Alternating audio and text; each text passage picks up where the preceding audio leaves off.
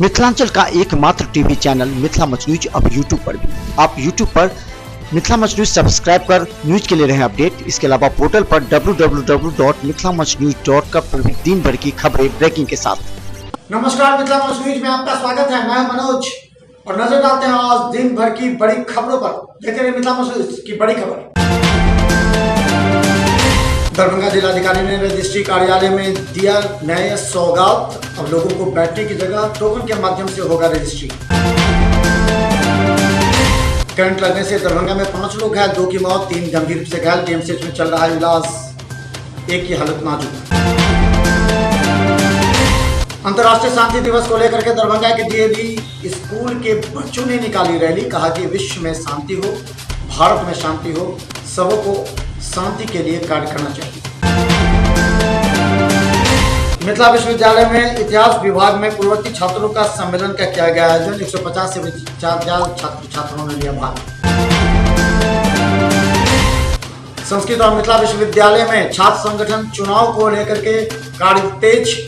28 सितंबर को संस्कृत यूनिवर्सिटी में तो 20 से 5 दिसंबर तक मिथिला विश्वविद्यालय में होगा चुनाव।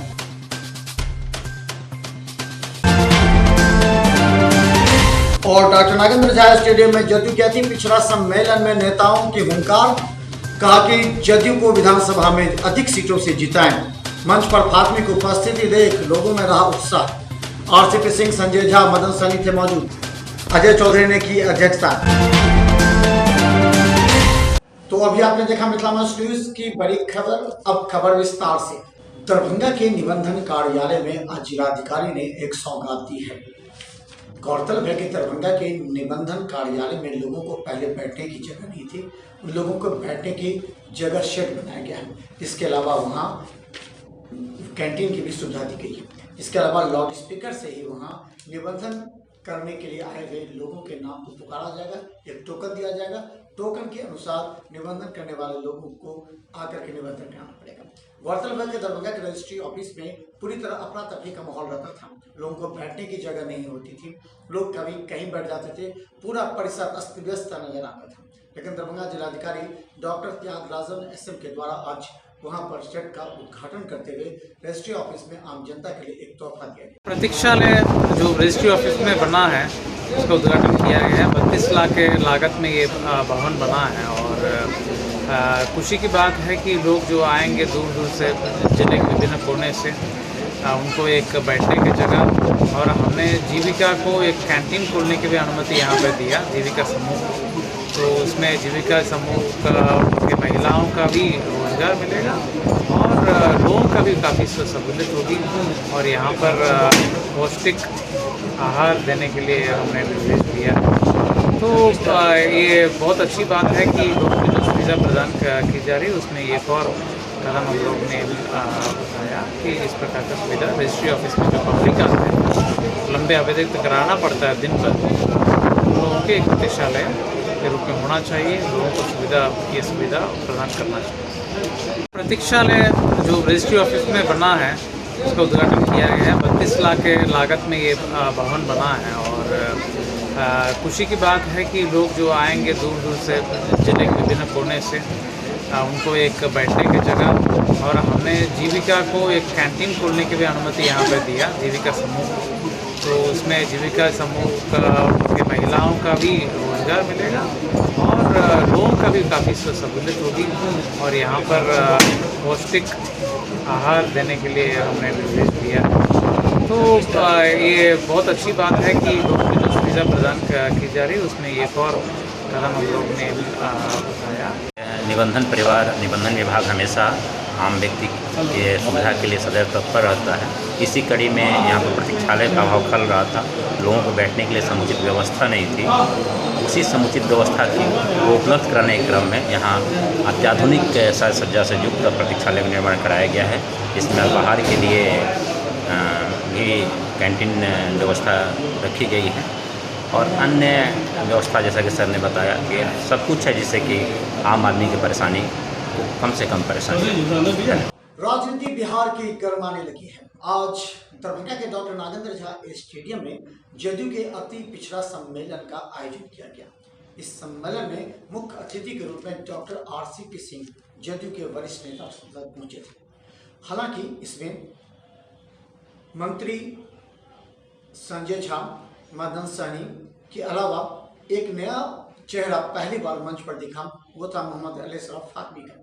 गौरतलब है कि कुछ दिन पहले ही मुख्यमंत्री से जदयू की सदस्यता ग्रहण करने के बाद मोहम्मद अली शरफ फातमी भी अपनी सक्रियता निभा रहे हैं और ज्यादा से ज्यादा जदयू के सदस्य बना रहे हैं। इसके अलावा पहली बार जो देखने को मिला, जिला अध्यक्ष के रूप में अजय चौधरी ने आज सभा की अध्यक्षता की, वहां पर संबोधित किया सबको। सबों ने अपने अपने भाषण के क्रम में सिर्फ एक बात पर ज्यादा बल दिया, वो ये था कि जदयू को अधिक से अधिक वोट मिले। वोट के लिए लोगों को अपील किया गया और ये कहा गया कि जदयू की ज्यादा सीट के लिए भी कार्य करें। गौरतलब है कि अभी तक एनडीए के गठबंधन जदयू से है और जदयू अब अपनी स्थिति को मजबूत करने में बिहार में लगी हुई है। इसी के तहत आज संजय झा ने भी सबको संबोधित करते हुए एकजुट होकर के जदयू को मजबूत करने पर बल दिया। वहीं मुख्य अतिथि के रूप में आरसीपी सिंह ने भी सबों से यही अनुरोध किया कि जनता दल यूनाइटेड के कार्यकर्ता एकजुट हो जाएं, सभी तैयारी पूरी करें। 2020 का उन्होंने लक्ष्य रखा है चुनाव का। जननायक कर्पूरी ठाकुर ने नारा दिया था कि उसी नारा को माननीय मुख्यमंत्री श्री सिर्फ पिछड़ा अति पिछड़ा को उन्होंने ठगने का पर काला चश्मा लगा के, हरा चश्मा लगा के उस घोड़ा को सूखी हुई घाटा लगाए हुआ है। लालू प्रसाद यादव ने यहाँ के पिछड़ों को हो रहा है। अति पिछड़ा समाज संगठन राष्ट्रीय सचिव बलिदान देकर हम लोग के बीच में खासकर अति पिछड़ा का मैं खासकर अति पिछड़ा भाइयों से कहना चाहता हूँ, मदन जी बोले हैं मंत्री जी पहले कि आप जवान नहीं चलाते हैं, जवान के साथ मंच पर उपस्थित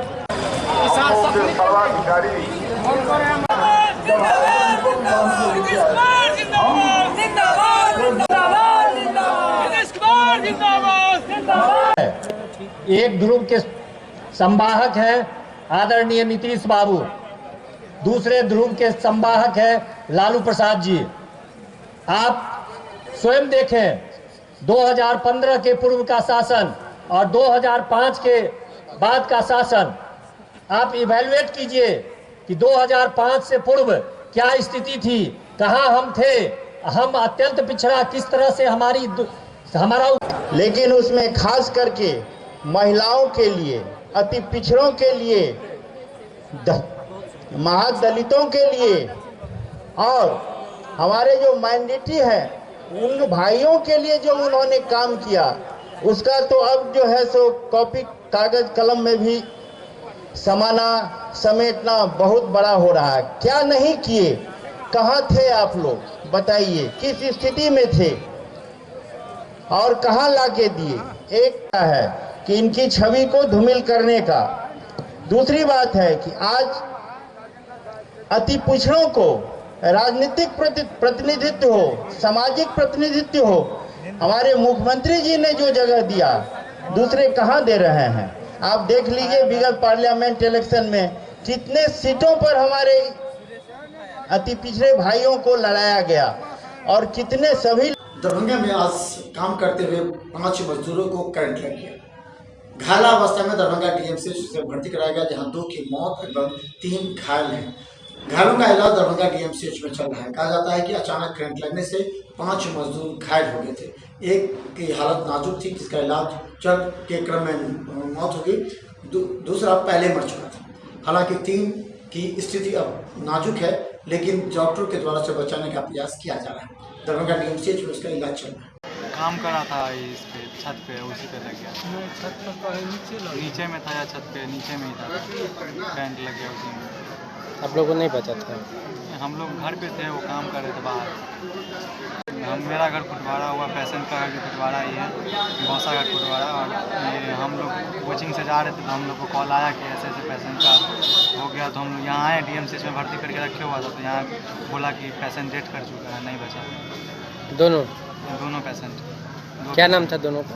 एक का नाम कमलेश कुमार यादव और एक गांव से बाहर का, उसका नाम नहीं पता। क्या नाम आपका, क्या नाम है? चमन कुमार यादव। कि हम तो जब खेत से आए हैं तो कहा कि ऐसे ऐसे बात है तो और ये तो नहीं है। आप लेके आए हैं, क्या नाम है? रामदास जी सर। लोग काम पर चले गए वहाँ हमारा फोन गया, तो फिर वहाँ से फिर आया यहाँ घर पर आया तो यहाँ ला के रखा हुआ था, समझे क्या, तो वहाँ से लेके घर से लेके आए। अब कौन लगेंगे उनको? चाचा लगेंगे जो मरे हैं। क्या नाम है उनका? कमलेश कुमार यादव। आपका? हमारा मुकेश कुमार यादव।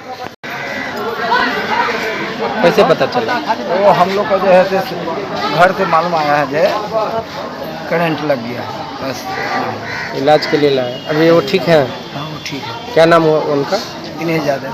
उम्र का हमको मालूम नहीं है। आपका नाम? मोती यादव। करंट लग गया। कैसे? वाला मशीन चला रहे थे, वही खेल साइड पर ले जा रहे थे तो उसमें तार में लग गया था, इसी कारण से। कितने आदमी थे? 3 और तो हमको पता नहीं। क्या नाम हुआ आपका? दिनेश यादव। दिनेश यादव। कहाँ के रहने वाले? महेशपट्टी। शहर में सुने हैं कि बिजली का तार जो नीचे करके वो सब ले गया था, उस जगह मशीन लगाने गया ये सब, तार में सटने से उसका हो गया। क्योंकि बिजली के तार नीचे ले जाता है वो खींच के पोल से, उसका कोई सेफ्टी तो है नहीं यहाँ। उसका सेफ्टी अगर रहता तो आज 2 मरा है, वो भी नहीं मरता। और मेरे भाई का जो देखते हैं आपके सामने में। दरभंगा डीएमसीएच में नर्स क्वार्टर खाली कराना एक चुनौती और चैलेंज होता है अस्पताल प्रशासन के लिए, लेकिन अभी जैसे ही पटना से प्रधान सचिव का आदेश आया है, पूरे डीएमसीएच में खलबली मच गई है। और यहाँ तक कि उस इमारत को तोड़ करके सर्जरी एवं डीएम मेडिकल कॉलेज के लिए स्थान निर्धारित किया गया है। पुराने जो नर्सेस क्वार्टर है उसको तोड़ने की प्रक्रिया सोमवार से प्रारंभ कर दी जाएगी। इसे लेकर के पूरी अफरा तफरी का माहौल है। डीएमसीएच अधीक्षक से मिलने के लिए पहुंचे, लेकिन सबसे पहले नर्सों का कहना था कि उन लोगों को अभी तक जगह नहीं मिलने से ये लोग किराए के मकान में अलग अलग जगह रहे हैं, जिससे इनकी परेशानी अधिक है। वहीं कई नर्सें ऐसी हैं जो अपने मकान को किराया लगाई हुई हैं, ऐसे लोगों पर भी कार्रवाई होनी चाहिए, क्योंकि नर्सों को हॉस्टल या रहने की सुविधा मिलनी चाहिए। नर्सेस क्वार्टर टूट रहा है सर्जिकल भवन बनने के लिए, लेकिन यहाँ तो आश्वासन दे रहे हैं, लेकिन कहीं रूम तो खाली नहीं करा रहे हैं कि हम लोग के नर्सेस वहाँ जाएगी। इमरजेंसी ड्यूटी सबका है तो बाहर डेरा कैसे लेके रहेगी? और सब पारिवारिक है, सिंगल है, सब है, लेकिन नर्स क्वार्टर नहीं बना है। लेकिन नर्स क्वार्टर टूटेगा, यही हम लोग उनके सब पास जाते हैं मांगने के लिए कि हम लोग को रूम दीजिए तो क्वार्टर तोड़िएगा, नहीं रूम दीजिएगा तो नहीं क्वार्टर टूटेगा। 50 सेट वाला, उसमें 5 गो 6 गो रह रही है जो कि अप डाउन करती है, आती जाती है, और यहाँ किराया लगाए। तो नर्स क्वार्टर को भी किराया लगा दिया जाता है। अब लगाती है तो क्या करें? जिसके नाम से आवंटित जिसके नाम से रह रही है और दूसरा आदमी को अपना भाड़ा दे रही है, वहाँ रह रही है। दरभंगा डीएमसीएच के अधीक्षक से मिलने के लिए नर्सों की एक टीम पहुंची। उन्होंने कहा कि रहने की असुविधा है, लेकिन उन लोगों ने भी अधीक्षक की इस बात से स्वीकारा कि जर्जर पड़े भवन को सौंप देना ही भले है, क्योंकि वहां तोड़ करके अब सर्जरी एवं मेडिकल कॉलेज के लिए जगह की गई है। दरभंगा डीएमसीएच अधीक्षक ने सबको दूसरे नर्सेस के क्वार्टर में तत्काल शिफ्ट होने का आदेश और अनुरोध किया है। बाकी बाद में उन सबों को फिर नए भवन मिलने के बाद उन नर्सेस को शिफ्ट किया जाएगा, लेकिन अभी जर्जर पड़े भवन से नर्सेस को निकालने की प्रक्रिया आज से ही प्रारंभ कर दी गई है। अरे चिट्ठी निकालिए ना, चिट्ठी निकालिए, क्योंकि टेम्परेरी बेसिस पर देखे ना सब जगह चिट्ठी टेम्परेरी बेसिस पर दिया जाता है। प्रिंसिपल तभी मेरा जो अस्पताल है वो सुचारू रूप से चल सकेगा। कहते भी है कि वो धूरी है, तो धूरी को तो कहीं ना कहीं बीच में रहना होगा, तो अस्पताल के इर्द गिर्द रहना होगा। इसको देखते हुए हमने जो है सो इन लोगों को अपने अस्पताल ही कैंपस में जो कमरा खाली था, ठीक है बहुत रहने लायक नहीं है, लेकिन फिर भी हम लोगों ने उन्हें अनुरोध किया है कि वो लोग उस कमरे में देखें और फिर कोई व्यवस्था होती है तो उनको फिर शिफ्ट कराया जाएगा, या उन्हें कोई मकान ही अगर बगल में मिल जाता है तो उसमें शिफ्ट करेंगे। तो करीब करीब अभी सिद्धांत तय हो गया, कल तक में मुझे लगता है कि सबका सब खाली जो ये है नर्सिस क्वार्टर लोग उसको खाली करना है, क्योंकि उसी जगह पर बगल में और उस जगह पर आपका सर्जरी वार्ड निर्मित होना है और सर्जरी वार्ड के बगल में फिर MCH भी निर्मित होना है। तो ऐसी स्थिति में जो नर्सिस क्वार्टर था उसे खाली करना अत्यंत आवश्यक हो गया था, क्योंकि तुरंत में कोई वैकल्पिक व्यवस्था नहीं हो रही थी, इसलिए कुछ देरी हो रही थी, समय लग रहा था। लेकिन अब हमने सभी लोगों के लिए वैकल्पिक व्यवस्था कर दी है। कुछ नर्स अपने किराए के मकान में चली गई हैं और जो बच गई थी। दरभंगा DMCH में नर्स दिन रात मेहनत करके मरीजों की जान बचाती है और सेवा करती है, लेकिन जरा दुर्भाग्य देखिए दरभंगा DMCH के 3rd ईयर के नर्स को 1 साल से वेतन 2018 के बाद से ही उनको मानदेय नहीं मिला है, जबकि 2nd ईयर को तो अभी तक मानदेय भी नहीं मिला है। नर्सेज का कहना है कि वो दिन रात सरकारी नौकरी के हिसाब से काम करने का प्रयास करती हैं, ईमानदारी से सेवा करती हैं, लेकिन सरकार के द्वारा उन्हें मानदेय नहीं मिलता है। गौरतलब है कि लोगों को 1500 रुपया मानदेय पर काम करना पड़ता है, जो कि कहने में भी शर्म का लगता है, लेकिन फिर भी नर्सेज के द्वारा कार्य किए जाने को लोगों ने सराहा। तो नर्सेज का कहना है कि वो ईमानदारी से कार्य कर रहे हैं, सरकार को भी चाहिए कि मानदेय बढ़ाए, इसके अलावा उन लोगों को रहने की व्यवस्था करें। 2018 से हम लोग का स्टाइपेंड नहीं मिला है 3rd ईयर को, और 2nd ईयर को अभी तक एक बार भी स्टाइपेंड नहीं दिया गया है। कितना स्टाइपेंड मिलता है? 1500 भी नहीं मिला। 1500 मिलता है, वो भी अभी तक नहीं मिला है। और हम लोग चाहते हैं कि इतना महंगाई है कि 1500 में कुछ भी नहीं हो रहा है। हम लोग चाहते हैं कि स्टाइपेंड हम लोग को बढ़ाया जाए, और हम लोग कितना एप्लीकेशन भी लिख के दिए, लेकिन कोई सुनवाई नहीं हो रहा है इस चीज़ की।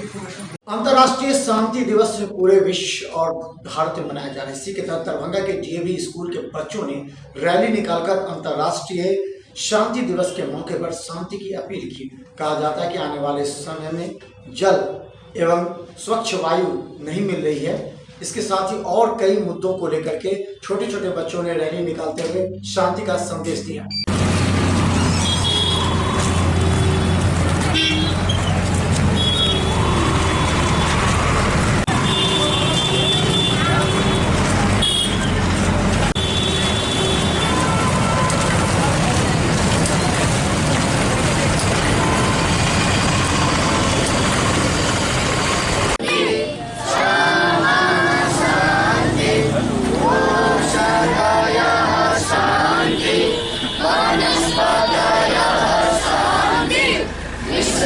यही सीखने को मिला है कि हमें वर्ल्ड पीस होना चाहिए, और किसी मतलब कोई भी पीपल लालची काम ना करे, और सब शांति का प्रे करें। राष्ट्रीय शांति दिवस के अवसर पर हम वर्ल्ड नेचुरल डेमोक्रेसी के तत्वावधान में DAV पब्लिक स्कूल के बच्चों के द्वारा झांकी निकाली गई है, और आज दुनिया में अमन चैन शांति की आवश्यकता है। पर्यावरण और पर्यावरण से संबंधित सब कुछ, सारी प्रकृति खुशहाल हो, शांत हो, संपन्न हो, कहीं किसी प्रकार का व्यवधान न हो, लोग खुशहाल और संपन्न जीवन जी सकें, इसके उद्देश्य से, इसकी कामना की पूर्ति के लिए यह मार्च निकाला गया है। आज दुनिया में प्रकृति असंतुलित हो रही है, पर्यावरण असंतुलन का एक बहुत बड़ा हमारे सामने परिदृश्य उपस्थित।